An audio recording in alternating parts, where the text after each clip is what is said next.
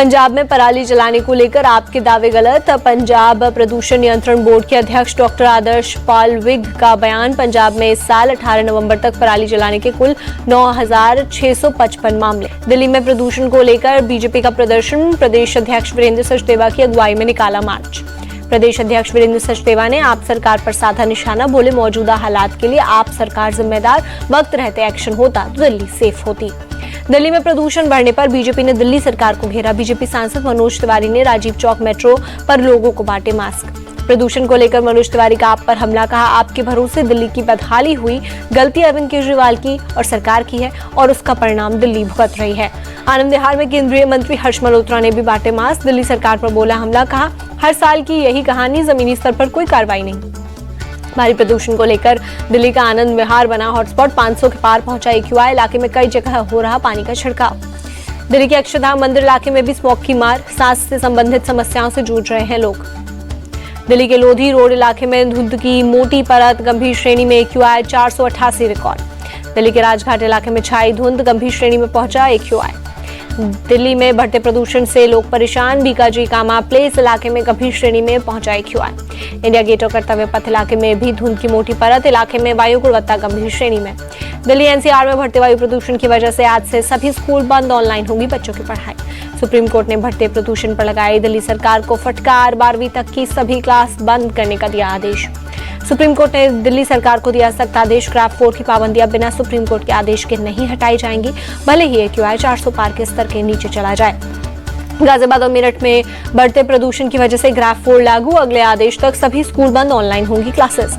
नोएडा में 23 नवंबर तक सभी स्कूलों को बंद करने का आदेश जारी। जिले में वायु प्रदूषण खतरनाक स्तर पर। दिल्ली आने वाली ट्रेनों पर कोहरे की मार। घंटों देरी से चल रही हैं 22 ट्रेनें। यात्रियों की परेशानी बढ़ी। दिल्ली में प्रदूषण पर बोले पर्यावरण मंत्री गोपाल राय। दिल्ली सरकार की अपील पर ध्यान नहीं। केंद्र सरकार ने अपील पर बैठक नहीं बुलाई, PM मोदी दखल दें। दिल्ली सरकार के मंत्री गोपाल राय ने कहा, कृत्रिम बारिश से हट सकता है प्रदूषण। दिल्ली में धुंध के चादर को हटाना होगा। गाजियाबाद में छाई धुंध की मोटी परत। शहर के कई हिस्सों में गंभीर श्रेणी में पहुंचा AQI। यूपी के लखनऊ में गंभीर श्रेणी में पहुंचा AQI 324 AQI के साथ शहर के कई हिस्सों में छाई धुंध। यूपी के आगरा में धुंध की चादर में लिपटा ताजमहल। शहर के कई हिस्सों में खराब श्रेणी में पहुंची वायु गुणवत्ता। यूपी के अलीगढ़ में आज सुबह छाया घना कोहरा। कोहरे के कारण विजिबिलिटी काफी कम। हरियाणा के अंबाला शहर में छाई कोहरे की मोटी परत। विजिबिलिटी कम होने से ट्रैफिक की रफ्तार हुई धीमी। वोट जिहाद को लेकर समाजवादी पार्टी पर हमलावर हुए बीजेपी प्रवक्ता शहजाद पूनावाला। एक्स पर पोस्ट की मुफ्ती सलमान के साथ अबू आजमी की तस्वीर। शहजाद पूनावाला ने एक्स पर लिखा, हेट स्पीच केस में गिरफ्तार हुआ था मुफ्ती सलमान। एक रहेंगे सेफ रहेंगे कम्युनल, तो ये सेक्युलर कैसे। महाराष्ट्र झारखंड में कल होने वाले मतदान को लेकर बोले केंद्रीय मंत्री गिरिराज सिंह, रोहिंग्याओं का समर्थन करने वालों को लोग कभी वोट नहीं देंगे। गिरिराज सिंह बोले, JMM कांग्रेस वाले झारखंड के बांग्लादेश और रांची को कराची बनाना चाहते हैं। आप अपने बच्चों के भविष्य और बहू बेटियों की इज्जत को ध्यान में रखकर वोट डालें। सोलापुर में संजय राउत का बीजेपी पर बड़ा आरोप। कहा, महाराष्ट्र में, गुजरात और दिल्ली में भेजे गए बीजेपी कार्यकर्ता महाराष्ट्र चुनाव को प्रभावित करने के लिए भेजे कार्यकर्ता। संजय राउत बोले, महाराष्ट्र को गुजरात बनाना चाहती है केंद्र सरकार। ये चुनाव महाराष्ट्र को गुजरातियों के अतिक्रमण से बचाने की लड़ाई। महाराष्ट्र चुनाव से पहले मतदान केंद्रों के लिए रवाना हुए मतदान दल। कल महाराष्ट्र की 288 विधानसभा सीटों पर होगी वोटिंग। नागपुर के सेंटर से मतदान कर्मियों ने लिया EVM। कल के मतदान को लेकर मतदान केंद्रों के लिए हुए रवाना। झारखंड चुनाव के दूसरे और अंतिम चरण का मतदान कल। दुमका इंजीनियरिंग कॉलेज से EVM लेकर बूथों के लिए रवाना हुए मतदान कर्मी। रांची से गुवाहाटी के लिए रवाना हुए असम के मुख्यमंत्री और झारखंड बीजेपी के सह प्रभारी हेमंता बिस्वा शर्मा। बोले, मैंने 4 महीने यहाँ बिताए। 23 नवंबर को झारखंड में विकास का एक नया युग शुरू होगा। बिहार उपचुनाव पर बोले RJD सांसद मनोज झा। बोले, 23 नवंबर के जब नतीजे आएंगे, लोगों के पैरों के नीचे से जमीन निकल जाएगी। झारखंड विधानसभा चुनाव पर बोले RJD नेता मनोज झा। कहा, बीजेपी के पास बांटने और काटने के अलावा कोई विकल्प नहीं है, वो विकल्प हार जाएगा। यूपी में 9 सीटों पर उपचुनाव को लेकर बोले डिप्टी CM ब्रजेश पाठक। कहा, हम मतदान के लिए पूरी तरह से तैयार। बीजेपी 9 की 9 सीट जीतने जा रही है। 24 नवंबर को 11 बजे होगी सर्वदलीय बैठक। आगामी शीतकालीन सत्र को लेकर होगी चर्चा। पथराव के बाद हमलावर मौके से फरार। पुलिस केस दर्ज कर मामले की जांच में जुटी। हमलावर की तलाश जारी। अस्पताल के बाहर अनिल देशमुख के समर्थकों ने किया हंगामा। पुलिस और बीजेपी के खिलाफ की नारेबाजी। बिजली बिल नहीं चुकाने पर दिल्ली के हिमाचल भवन को लेकर हिमाचल प्रदेश हाईकोर्ट का आदेश। हिमाचल भवन को अटैच कर बिजली कंपनी को नीलाम करने की छूट। हाईकोर्ट के आदेश से सुक्खू सरकार में मचा हड़कंप। कोर्ट ने कहा जिम्मेदार अधिकारियों का पता लगाकर ब्याज की रकम उनकी जेब से वसूली जाए। अगली सुनवाई 6 दिसंबर को। शक्ति स्थल पहुंचे राहुल गांधी। कांग्रेस अध्यक्ष मल्लिकार्जुन खड़गे, पूर्व प्रधानमंत्री इंदिरा गांधी को जयंती पर दी श्रद्धांजलि। इंदिरा गांधी की जयंती पर राहुल गांधी का ट्वीट। अपने बचपन के फोटो को शेयर कर लिखा, दादी हिम्मत और मोहब्बत दोनों की मिसाल थी। निडर होकर देशहित के रास्ते पर चलना उन्हीं से सीखा। हिमाचल प्रदेश के सीएम सुखविंदर सिंह सुक्खू ने इंदिरा गांधी को दी श्रद्धांजलि। पूर्व पीएम इंदिरा गांधी की जयंती पर शिमला में पुष्प किए अर्पित। दिल्ली में मजलिस पार्क के पास मुकुंदपुर में के मेट्रो डिपो पहुंची सीएम आतिशी। चौथे चरण के रूट के नए मेट्रो कोचों का किया निरीक्षण।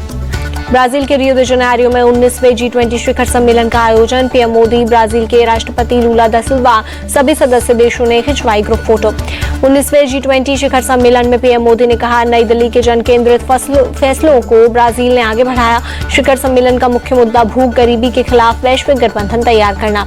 पीएम मोदी ने अपने संबोधन में कहा, ये साफ है कि एक पृथ्वी, एक परिवार, एक भविष्य इस शिखर सम्मेलन में भी उतना ही प्रासंगिक है जितना पिछले साल था।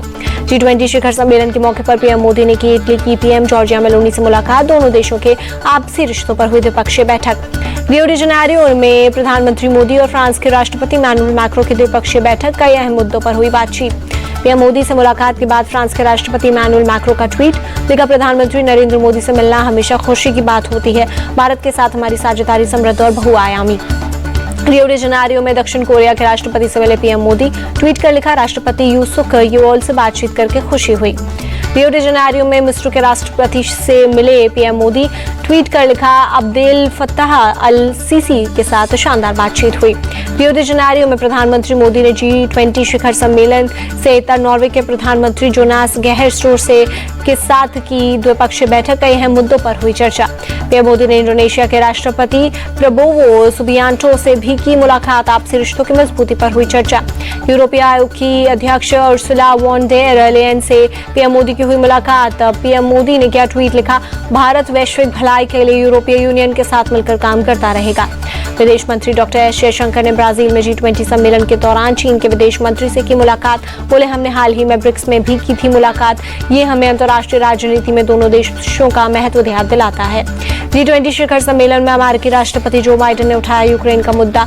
सभी देशों से यूक्रेन की संप्रभुता की रक्षा और जंग की समाप्ति के लिए कदम उठाने की अपील की। गैंगस्टर लॉरेंस बिश्नोई का भाई अनमोल बिश्नोई को अमेरिका में किया गया गिरफ्तार। बाबा सिद्दीकी की हत्या, सलमान खान के घर फायरिंग और मूसेवाला मर्डर में आ चुका है नाम।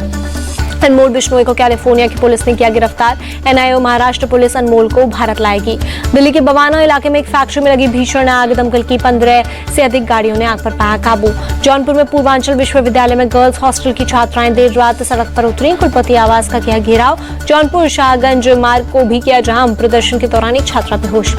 कई छात्राओं के मोबाइल पर आए अश्लील मैसेज और धमकी मिलने के बाद छात्राएं सड़क पर उतरी। मोबाइल पर धमकी देने वालों की जांच में जुटी पुलिस।